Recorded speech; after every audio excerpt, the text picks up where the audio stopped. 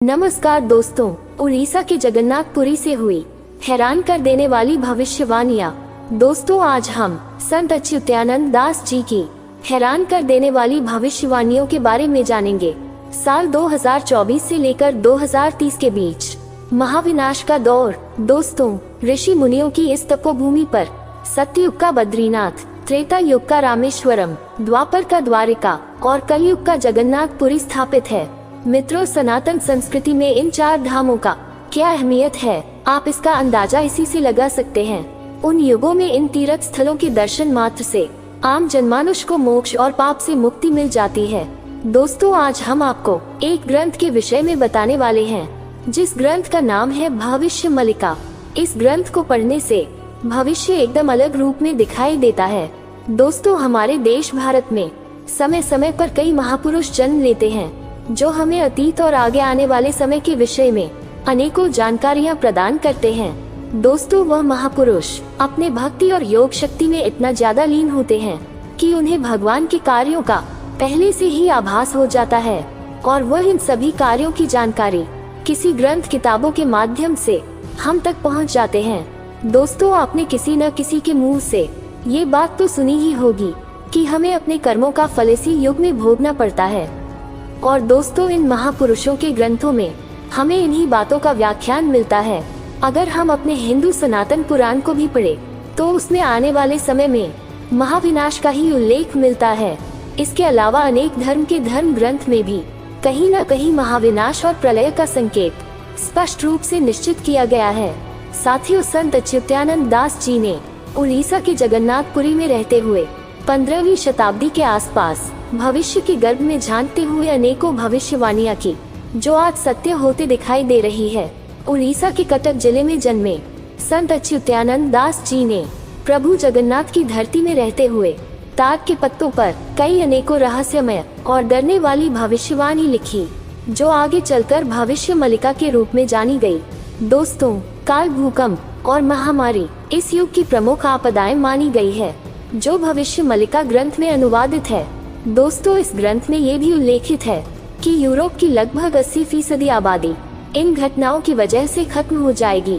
इन घटनाओं के बाद अमेरिका में इतनी बारिश होगी कि वहां पर हर जगह बाढ़ जैसी समस्याएं देखने को मिलेगी। इसी जल आपदा के कारण अमेरिका पूरी तरह से पानी में डूब जाएगा। समुद्र का जलस्तर इतना बढ़ जाएगा कि पूरा अमेरिका ही पानी में समा जाएगा। भविष्य मल्लिका ग्रंथ में ये बात स्पष्ट रूप से उल्लेखित है कि रूस एक ऐसा देश होगा जो इन सभी प्राकृतिक आपदाओं से आखिरी समय तक बचा रहेगा। लेकिन डराने वाली बात यह है कि कलयुग का दिल कहे जाने वाला जगन्नाथपुरी मंदिर समुद्र में पूरी तरह से विलीन हो जाएगा।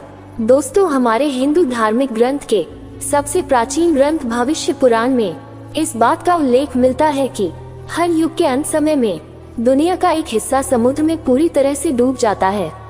भविष्य पुराण को आज से हजारों वर्ष पूर्व महर्षि वेदव्यास के द्वारा लिखा गया था।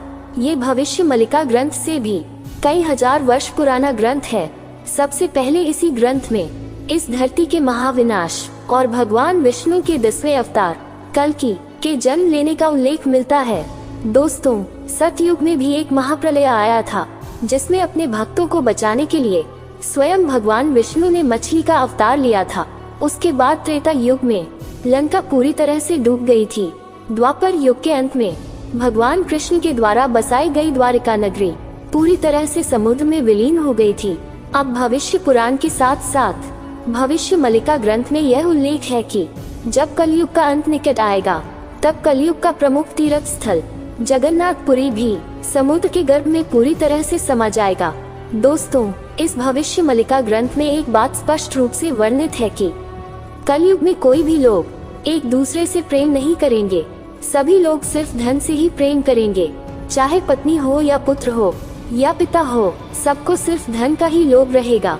जैसे जैसे कलयुग का अंत निकट आएगा, वैसे वैसे ही इस पृथ्वी पर घोर पाप बढ़ने लगेगी। कलयुग के अंत समय में पृथ्वी पर मौजूद सारे ग्लेशियर पूरी तरह से पिघल जाएंगे, और यही कारण होगा कि पृथ्वी के चारों तरफ जल ही दिखाई देगा।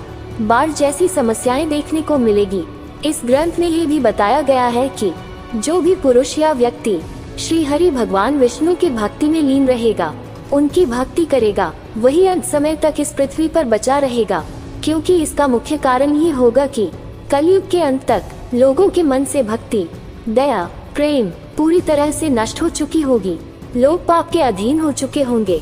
इस भविष्य मलिका ग्रंथ में श्री हरि भगवान विष्णु के बहुत से लीलाओं का वर्णन हमें देखने को मिलते हैं।